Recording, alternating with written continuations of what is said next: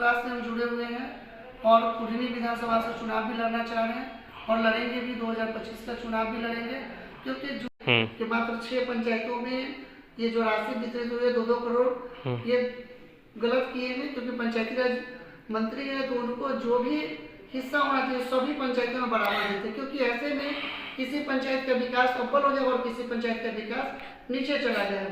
तो किसी न किसी प्रकार से अगर देखा जाए तो कुछ मुखिया की वो अनदेखी भी की है मुखिया लोगों का, और जिसके कारण ये समस्या।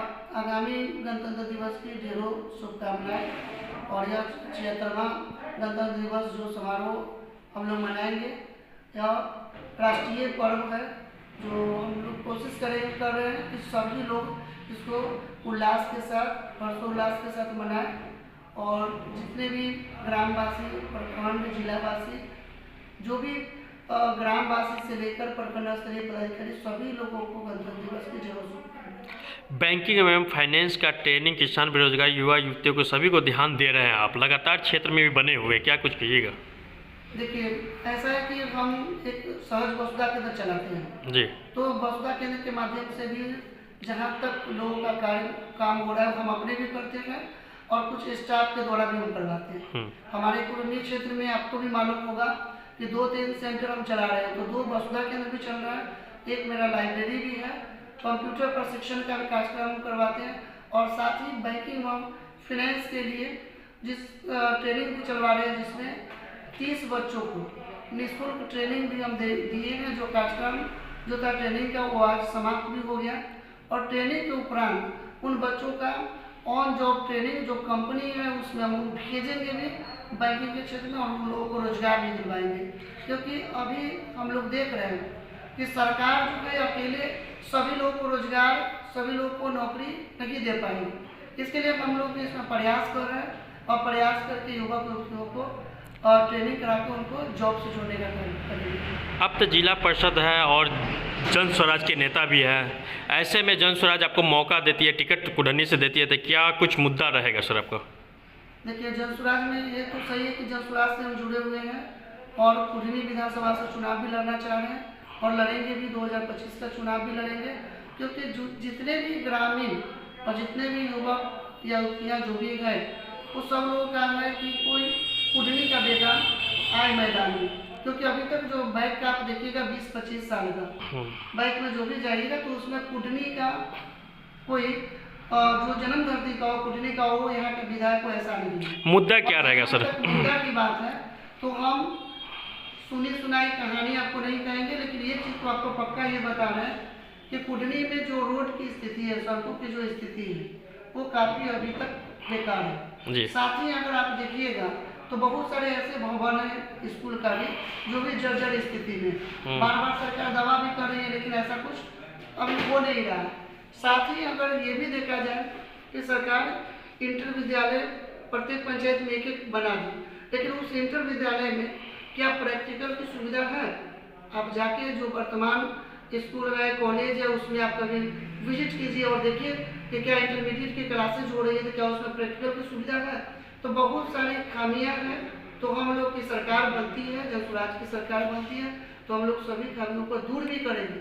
और साथ ही आपको ये भी बता दें कि बरसों से एक मांग है मनियारी प्रखंड का, तो हम लोग देख रहे हैं कि सभी लोग आते हैं और मनियारी प्रखंड के नाम पर राजनीति करते हैं, अपना राजनीति सीखते हैं और जैसे अपना सेशन समाप्त होता है फिर बोल देता है कि ना फिर अगली बार जीतेंगे तो हम मनियारी प्रखंड बनाएंगे। तो ऐसा नहीं है, हम आप लोग को आश्वस्त कराना चाह रहे हैं कि जन स्वराज में हम लोग जो इसके संस्थापक है आदरणीय प्रशांत किशोर जी, उनको भी इस प्रखंड से अवगत करा चुके हैं कि कुढ़नी जो है वो 39 पंचायतों का, अभी 2 नगर निगम में चले गए फिर भी 37 पंचायत कुढ़नी प्रखंड के अंतर्गत आते हैं और इनको 2 भागों में बांटना जरूरी है। क्योंकि अगर देखा जाए तो कुछ ऐसे पंचायत है जैसे पकाही देख लीजिए, रंगापुर मधुबन पंचायत देख लीजिए, इधर बलौडी देख लीजिए, तो वो लोग को प्रखंड आने में काफ़ी मशक्कत करना पड़ रहा है और आने के बाद ब्लॉक में अगर काम नहीं हो पाता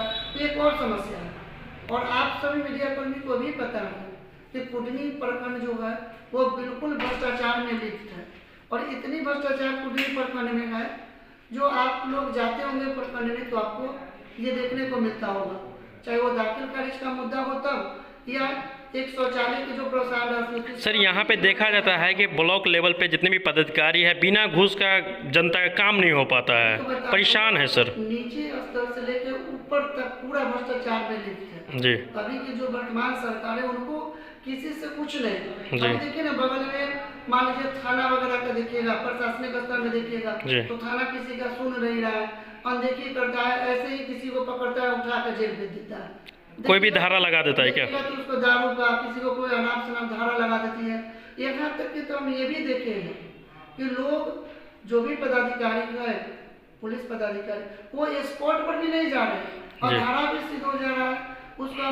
तो ये सुपरविजन भी देख रहे हैं कि वो भी प्रूफ करके और सिद्ध कर दिया जाता है, ट्रू करके जेल भी भेज दिया जा रहा है। तो इसको क्या कहिएगा, ये अफसरशाही है। सरकार नीतीश कुमार बार-बार कहती है, तो इतना अफसरशाही बिहार में बढ़ गया।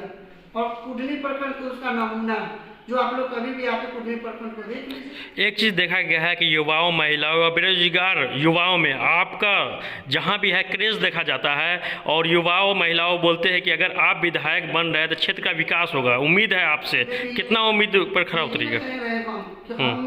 हम लोग का जो राजनीति में जो आए हैं कोई हमें विरासत में नहीं मिला है, ये आम जनता की ही देन है, गरीब असहाय बेरोजगार लोगों की ही देन है कि आज हम जिला परिषद के पद पर भी हैं।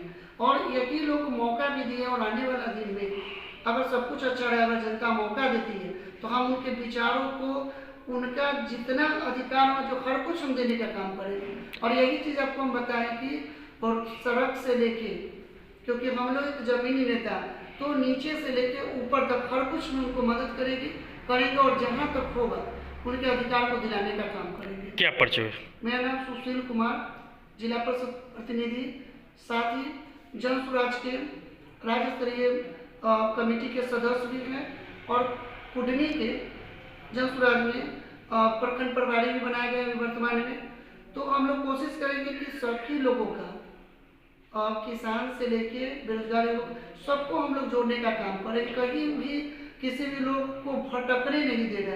इसीलिए जनता को हमसे इच्छा रखती है, अपेक्षा की आशा रखती है हमसे। एक और सर सवाल, कड़वा सवाल सर, ठीक है, वो सवाल है कि अभी जो भाजपा के विधायक केदार प्रसाद गुप्ता जी है और 6 पंचायतों में 2-2 करोड़ रुपया दे चुके हैं, 6 पंचायत में, और कुछ मुखिया जी का भी आरोप है कि अपने ब्यादर वाले को ही दिए हैं। इस पर क्या कुछ कहेंगे? और 39 पंचायत के जनता उनको जिताई है। ये तो बिल्कुल सही है जो आप बता रहे हैं, बिल्कुल सही है कि मात्र 6 पंचायतों में ये जो राशि वितरित हुई है 2-2 करोड़, ये गलत किए हैं। क्योंकि पंचायती राज मंत्री है तो उनको जो भी हिस्सा होना चाहिए सभी पंचायतों में बराबर देते हैं, क्योंकि ऐसे में किसी पंचायत का विकास सफल हो जाएगा और किसी पंचायत का विकास नीचे चला जाएगा। तो किसी न किसी प्रकार से अगर देखा जाए तो कुछ मुखिया की वो अनदेखी भी की है मुखिया लोगों का, और जिसके कारण ये समस्याएं भी अभी आ रही। बहुत सारा आप लोग भी मीडिया कर्मी के सामने मुखिया जी लोग अपनी अपनी बात को रख रहे हैं और उनकी मांग बिल्कुल जायज़ है।